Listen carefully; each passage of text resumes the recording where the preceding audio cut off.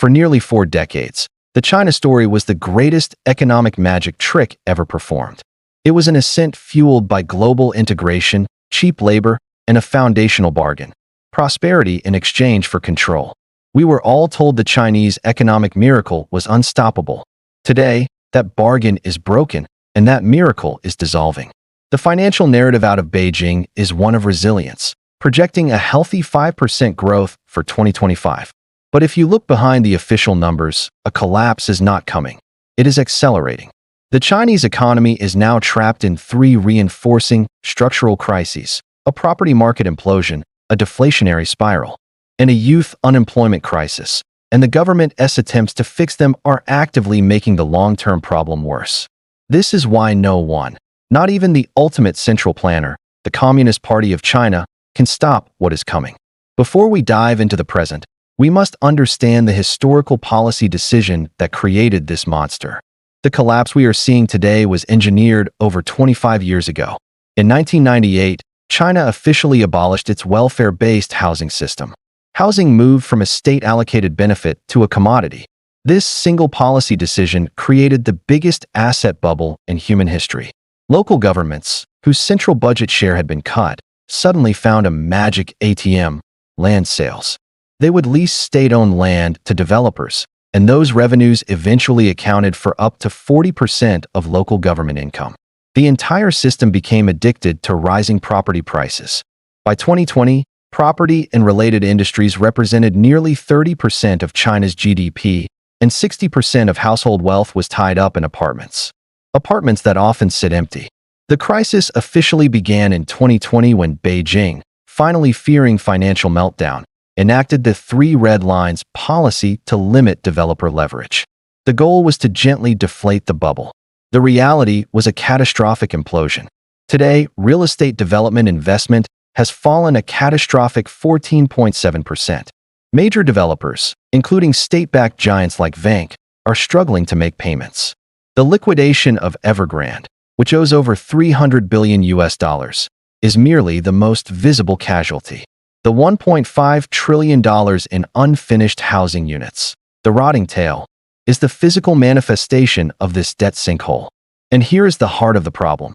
The Chinese consumer has done the smart thing. They stopped spending. Household savings have surged to 160 trillion yuan because consumers are protecting their futures and refusing to buy into a collapsing asset class.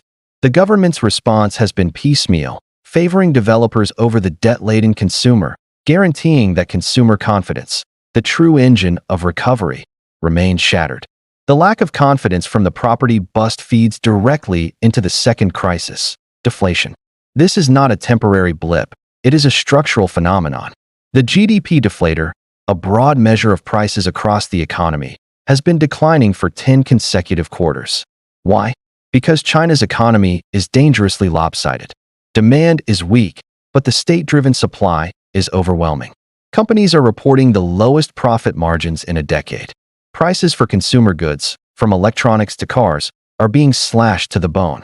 This creates a deflationary spiral where consumers defer purchases, waiting for a lower price tomorrow, which further lowers profits, leading to fewer jobs and less demand.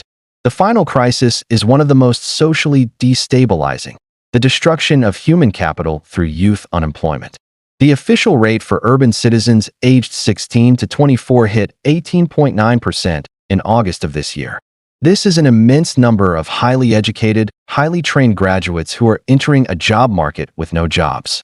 The government spent 2 decades promoting higher education, but its economy, now focused on advanced manufacturing and tech control, cannot absorb the millions of new knowledge workers it created. This structural mismatch has given rise to the concepts of lying flat and involution, the idea that no amount of increased personal effort will lead to success. The party is destroying the hope of its most educated generation, trading long-term social stability for short-term control over its economy. The paradox remains: if the party has absolute power, why can't it just order the economy to recover? The answer is that the party is trapped by its own political priorities. Beijing is facing 2 choices, and it is actively choosing the path that accelerates the collapse. Stimulate consumption. This would require a massive shift. handing cash directly to citizens, building a proper social safety net, and reducing the omnipresent fear that forces people to save 160 trillion yuan. This is the economic solution, but it is politically impossible. It decentralizes power, introduces inflationary risks, and threatens the party's core identity as the sole, central provider of national destiny. Sustain the supply model. This is the path of state control. It means continuing to pour state money into manufacturing, especially in strategic new three sectors like EVs, solar, and batteries, to maintain jobs and global power. The CCP is choosing choice B. They are prioritizing state power and technological dominance over domestic economic health. This explains the IMF's contradictory forecast. Transition to a graphic. IMF 5% growth forecast versus deflationary crisis indicators. China will hit the 5% growth target, but it will do so by exporting its internal collapse. With domestic consumers refusing to buy, China has unleashed a massive flood of cheap manufactured goods onto the global market. Its global goods trade surplus has surged past $1 trillion this year, driven primarily by a 5 million vehicle export surplus and huge growth in solar and EV battery shipments. This is China's solution to deflation: export the problem. The collapse is no longer just a Chinese problem. The world is being hit by a second China shock. Nowhere is this shock more profound than in Germany. For decades, Germany supplied China with the high-end machinery and cars it needed. That era is over. Germany's industrial base is now facing direct competition in the EU's home market from cheaper, high-quality Chinese alternatives. China has gone from being a net importer of cars to the world's largest auto exporter. German exports to China as a share of German GDP have fallen for the past 3 years. This isn't just about trade. It's about China having usurped Germany's identity as the world's manufacturing superpower. The deflationary spiral is also crushing commodity exporting nations. China's lack of infrastructure spending means global demand for iron, ore, copper, and crude has flattened. Countries like Brazil, Australia, and Chile, who bet their economic future on endless Chinese demand, now face sharp revenue drops and debt crises. China's problem is suddenly their problem. Ultimately, the future of the Chinese economy is a question of political stability. The CCP believes it can manage the social fallout through brute force. By censoring economic bad news, forcing state-owned enterprises to hire unemployed graduates, and telling the disillusioned youth to eat bitterness, a traditional phrase meaning to persevere through hardship.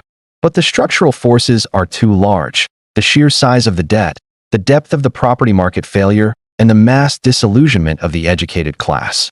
The accelerating collapse of the Chinese economic miracle is a direct result of the party choosing centralized control over genuine market reform.